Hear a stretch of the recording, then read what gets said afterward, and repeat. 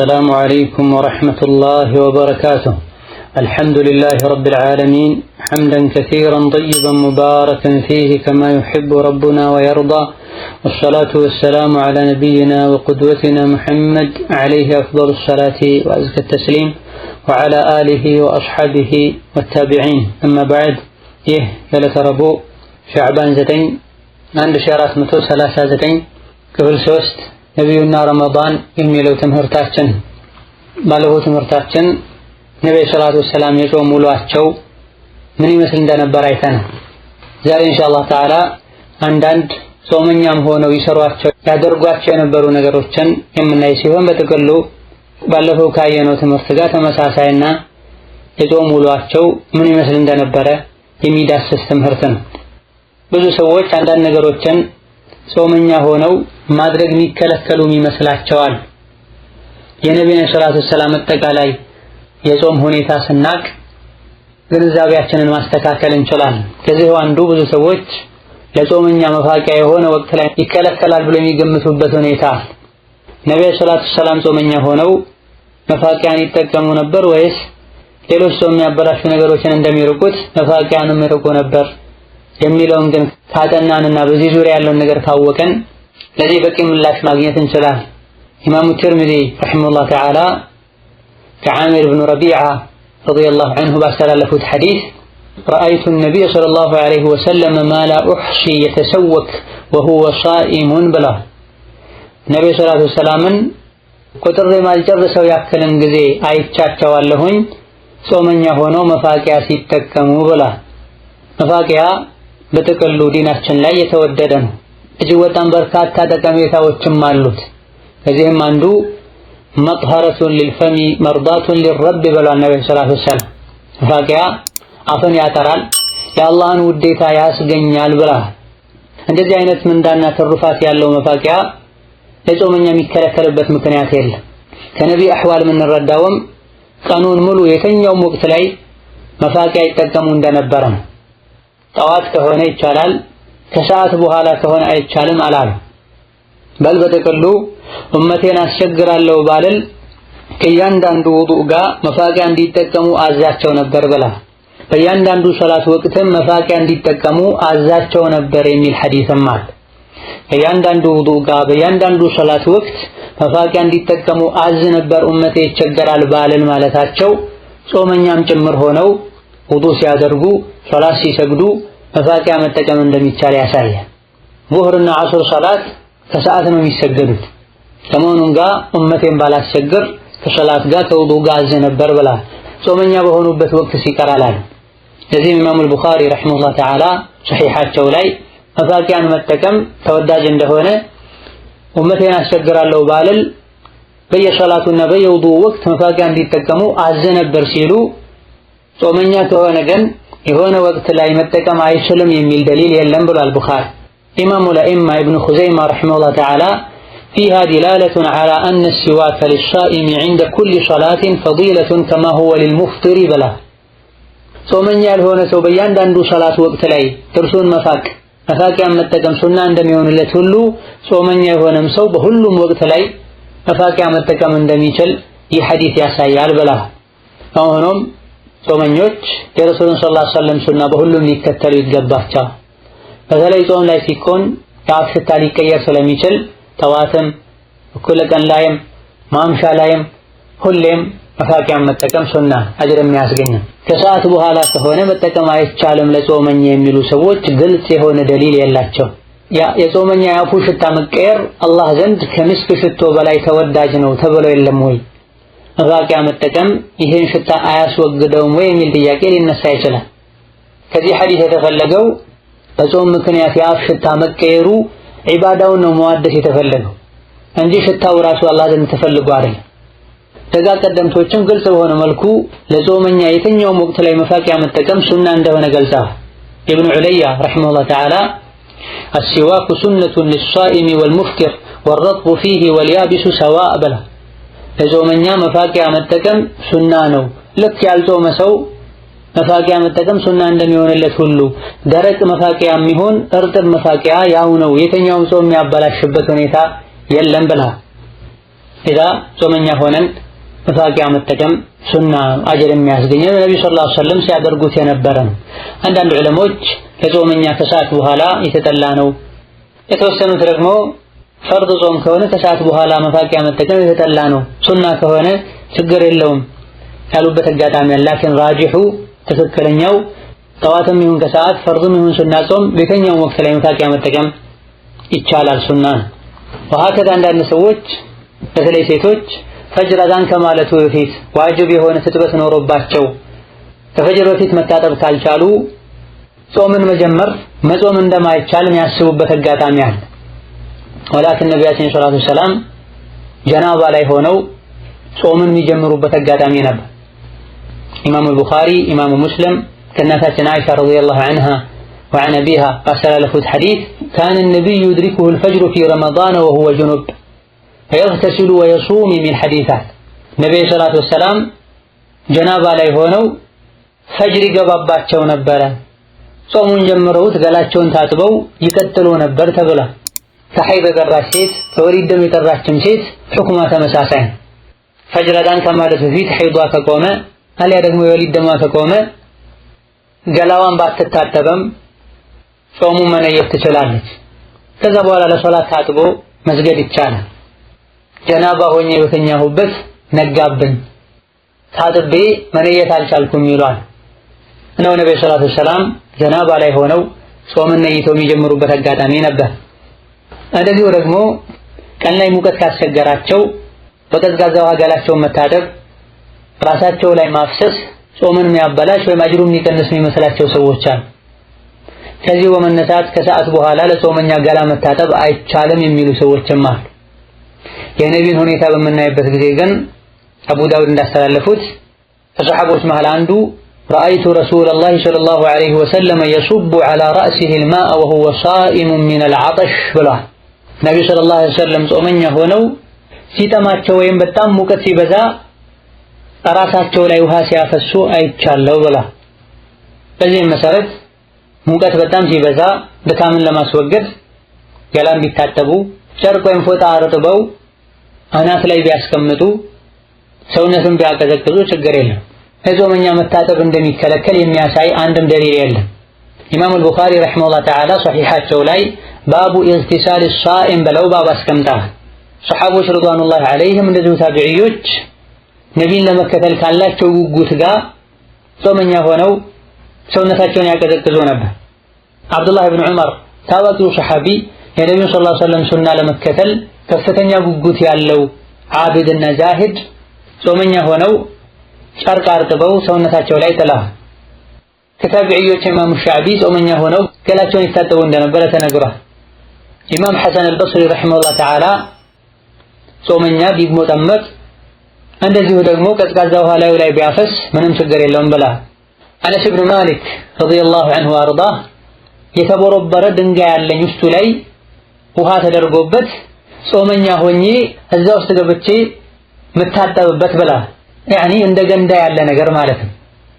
ይህንንም ቡኻሪ ረሂመሁላህ ተዓላ ዘግበውታል። ኢነ ሊየ አብዘነ አተቀሐሙ ፊህ ወአነ ሷኢም ብለዋል።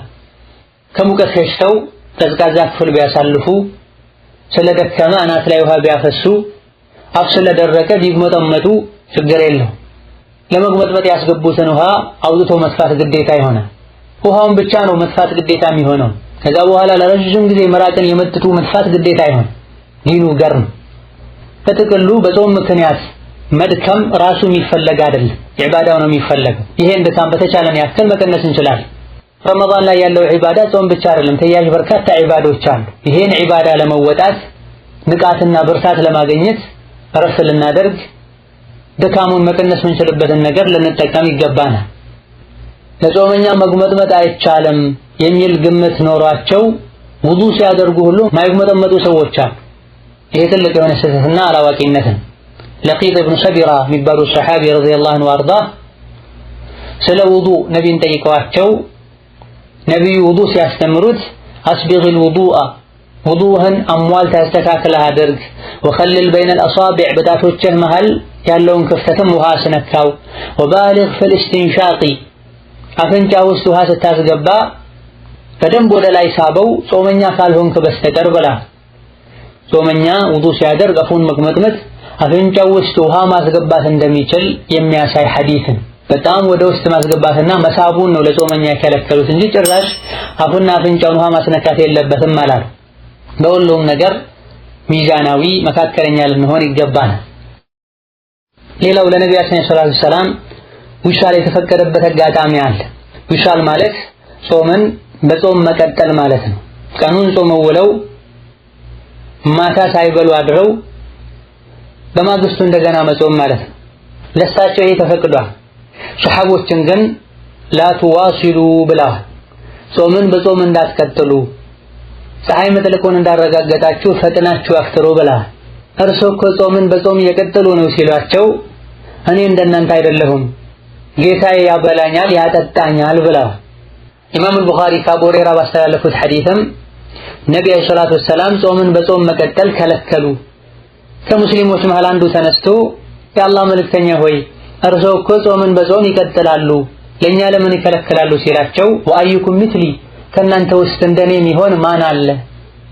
ኢኒ አቢቱ ዩጥዒሙኒ ረቢ ወየስቂን ብላ እኔ ሌሊት ላይ አላህ ያበላኝ ያጠጣኝ አድራለሁ ብላ። ሱሐቦች ጾምን በጾም መቀጠልን ከልባቸው ሲፈልጉና ጠንከር ብለው ነብዩን ሲጠይቋቸው እንደማይቻልና እንደሚከብድ ለማሳየት ለሁለት ቀን በመደዳ አከታትለው እንዲጾሙ አድርገዋቸዋል። መጨረሻ ላይ ወሩ ሲያበቃ እንደው ከፊታችን ቀናቶች ቢኖሩ በዚሁ እንድትቀጥሉ አድርጌ አሳያቸው ነበር ብለው አለይሂ ሰላቱ ወሰላም ከባድ እንደሆነ እንደማይቻል ተገቢ እንዳልሆነ ለማሳየት ነው።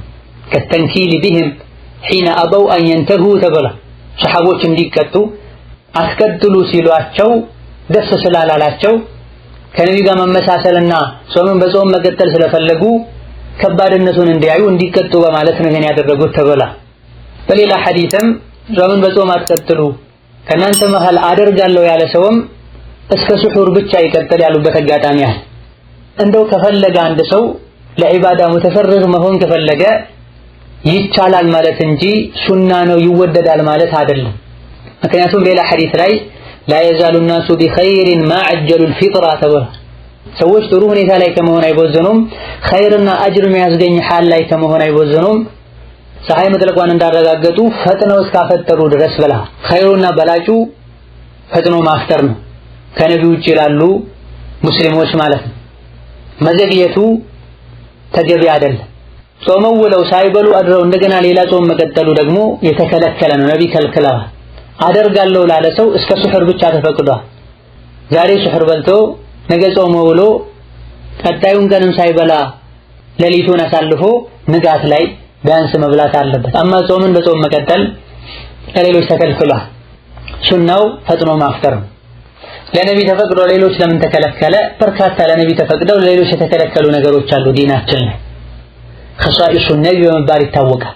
በጣም በርካታ የነብዩ መለያዎች አሉ። በሶሒህ ሐዲስ የተነገሩ በቁርአን የተነገሩ ቀደም ሲል በጠቀስነው ሐዲስም አዩኩም ሚስሊ በላ ከእናንተ ውስጥ እንደኔ ማን አለ ብላ ለሳቸው ኻስ የሆኑ ነገሮች አሉ። ለሳቸው ኻስ የሆኑ ነገሮች አንዳንዴ ኃላፊነቶች ናቸው፣ ሌላ ጊዜ ደግሞ ይቅር የተባሉ ነገሮች ናቸው። ለሳቸው ሰደቃ መብላት ሐራም ነው፣ ክልክል ነው። በሌላ በኩል ሴት ልጅ ኃላፊዋ ሳይኖር ማግባት ለሳቸው ብቻ ተፈቅዷል። ወሀከዛ በርካታ ለሳቸው የተፈቀዱ ሌላ ጊዜ ደግሞ የተከለከሉ ነገሮች አሉ። ለሰሐቦቻቸው ለምን ከለከሉ? ለሳቸው ተፈቀደ ራያ እስከሆኑ ጾምን በጾም መቀጠል ለኛም ለምን አልተፈቀደም? አትችሉም ብሏል ነብዩ ሰለላሁ ዐለይሂ ወሰለም። ለሰሐቦቻቸው ለኡመታቸው አዝነው ፀሐይ መጥለቁን ከማረጋጋታቸው ጋር የሌሊቱ የተወሰነው ክፍለ ጊዜ እስኪሄድ ድረስ ዒሻ እስኪገባ ድረስ ሁሉ ማይበሉ ማይጠጡ መስጂድ ዝም ብለው የሚቀመጡ ሰዎች አሉ። ይህ ተገቢ አይደለም። እስከ ሱሑር ተፈቅዶ የለም ወይ? ይሄ የተባለው ዊሻል ማድረግ ጾምን በጾም መቀጠል ፈልጋለሁ ላለ ሰው ይሄም ተመራጭና ሙስተሐብ ተወዳጅ እንዳልሆነ ዕለሞች ጠቅሰዋል። ፈጥኖ ማፍጠሩ ነው አጅሩ ይበልጠውና ሱና። ወሀከዛ ነቢያችን ሰለላሁ ዐለይሂ ወሰለም ጾመኛ ሆነው በተለያዩ አጋጣሚዎች መንገድ ተጉዘዋል፣ ሙሳፊር ሆነዋል። የሰው ልጆች በተለያየ መልኩ መንገድ መሄድ ሊገጥማቸው ይችላል፣ ሙሳፊር ሊሆኑ ይችላል። በጾም እንዲህ አይነት ሁኔታ ሲገጥማቸው ምን ማድረግ እንዳለባቸው ከነብዩ ሱና ሊማሩ ይገባል። በመሰረቱ መንገደኛ ጉዞው ሰላት ማሳጠር የሚቻልበት ርቀት ያለው እስከሆነ ድረስ መጾም ግዴታ አይሆንበትም። አይጎዳኝም እጾማለሁ ካለ ግን መጾም ይችላል። ኢማም አልቡኻሪ ከአብዱላህ ብን አባስ ባስተላለፉት ሐዲስ ነብዩ ሰለላሁ ዐለይሂ ወሰለም ረመዳን ላይ መንገድ ሄደው ነበረ። ዑስፋን የሚባለው ቦታ እስኪደርሱ ድረስ በጾም አሳለፉ። ከዛ በኋላ ውሃ ጠይቀው ጠጥተዋል ብላ። ከዚህም አስከትሎ አብዱላህ ብን አባስ ነብዩ ሰለላሁ ዐለይሂ ወሰለም መንገድ ላይ የጾሙበትን አጋጣሚ አለ፣ መንገደኛ ስለሆኑ የበሉበት ያፈጠሩበትን አጋጣሚ አለ፣ የፈለገ ሰው ይጾም የፈለገ ሰው ይብላ ብላ። በመሆኑም አንድ ሰው መንገደኛ ሆኖ መንገዱ ካላደከመው መጾም ይችላል።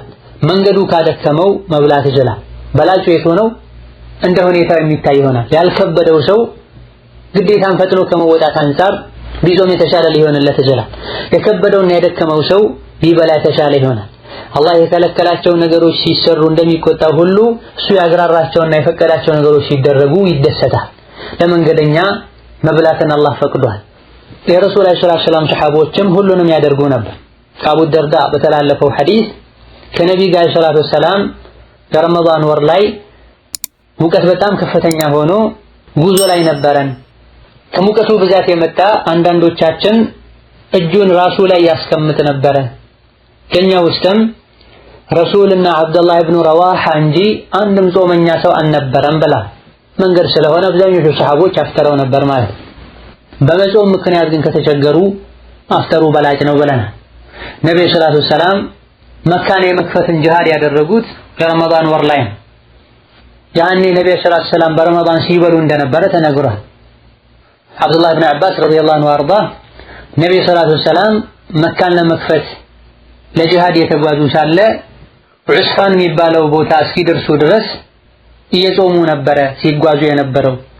ዑስፋንን ከደረሱ በኋላ ግን ለም የዘል ሙፍጢራን ሐታ እንሰለኸ ሸህራ ወሩ እስኪጠናቀቅ ድረስ እየበሉ ነው ረመዳንን ያሳለፉት ብላ።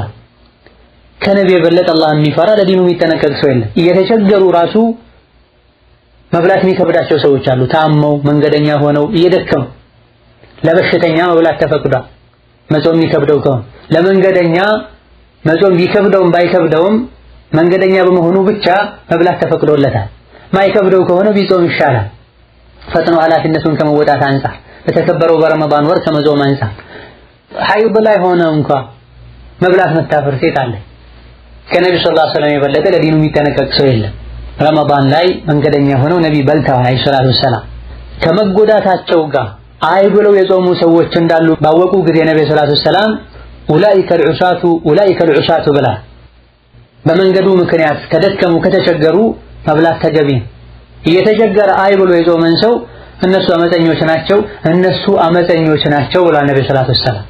ሌላ ጊዜ ደግሞ መንገድ ላይ ወድቆ ሰዎች ከበውት እያናፈሱለት ያለን ሰው ባዩ ጊዜ ምንድነው ይሄ ብለው ሲጠይቁ ነብዩ ሰለላሁ ዐለይሂ ወሰለም ጾመኛ ነው ወድቆ ነው ሲሏቸው መንገደኛ ሆኖ መጾም መልካም አይደለም፣ መንገደኛ ሆኖ መጾም መልካም ስራ አይደለም ብላ ለሚደክመው ሰው ለሚቸገር ሰው ተብሎ ተፈስሯል። ሌላ ጊዜ እሳቸው ራሳቸው እነዚህ አንዳንድ ሰሐቦች ስለጾሙ ማለት እዘን በሁሉንም ነገር ነብዩ ሰለላሁ ዐለይሂ ወሰለም ልንከተል ይገባናል። ወላኪን ለመብላት ብለው ከጾም ለመሸሽ ብለው ከአንድ ሀገር ወደ ሌላ ሀገር መሳፈር ይከለከላል። ወህኩም لكل عامل بنيته واسدد على المحتال باب حيلته ተብሏል።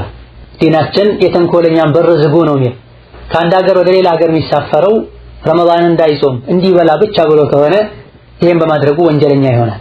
ስራው ሹፍርና የሆነ ሰው ሀገሩ ላይ በሚውልበት ጊዜ መጾም ይኖርበታል። ጭኖ ወደ ሌላ ሀገር በሚሄድበት ጊዜ ማፍጠር ይችላል። መንገድ ላይ በመሆን ምክንያት በህመም ምክንያት ያፈጠረ ሰው ከረመዳን በኋላ ፈጥኖ ቀጣ ማውጣት ይጠበቅበታል። ገንዘብ አይደለም የሚከፈለው። እዚህ ላይ የሚሳሳቱ ሰዎች አሉ። ሹፌር ስለሆኑ ረመዳንን አብዛኛውን ይበላል። እንደዚሁ ደግሞ ጊዜያዊ በሆነ ህመም ምክንያት ረመዳንን ሙሉ የተወሰነውን በልቶ ያሳልፋል። ከዛ በኋላ ይሄን ቀጣ ሲያወጡ ለእያንዳንዱ ቀን አንዳንድ ምስኪን የሚያበሉ ሰዎች አሉ። ለእያንዳንዱ ቀን አንዳንድ ምስኪን በማብላት የጾሙን ቀጣ መካስ የሚቻለው ወይም ይህ ጾም የነበረበት ሰው ከሞተ አሊያ ደግሞ የማይለቅ ቋሚ በሽታ ስኳር፣ ግፊት ያለበት ሰው ከሆነ ነው። አማ በመንገድ ምክንያት ያፈጠረ አሊያ በጊዜያዊ ህመም ወይም በእርግዝና ያፈጠረ ሰው ጾሙን ራሱ ነው ቀጣ ማውጣት የሚጠበቅበት። هذا والله تعالى أعلم كذاري بجنا بقالن بقطع درس بالله فقط نبي صلى الله عليه وسلم رمضان لاي صلاة بملكو يسجدوا እንደነበረ የምናይበት ትምህርት ይሆናል والله تعالى أعلم السلام عليكم ورحمة الله وبركاته